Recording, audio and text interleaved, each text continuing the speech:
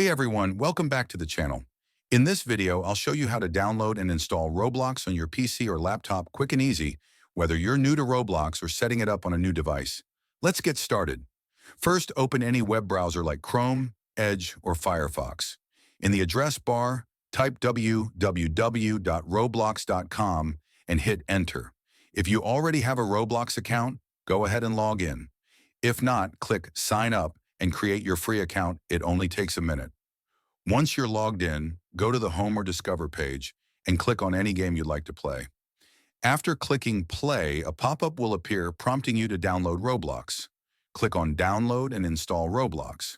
Once the installer downloads, open the file and follow the on-screen instructions to install the Roblox player. After installation, go back to your browser, click play on the game again, and it will now launch in the Roblox app. You're all set to start playing. And that's how you download Roblox on your PC or laptop in just a few steps.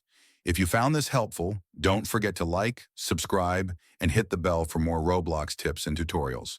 See you in the next one.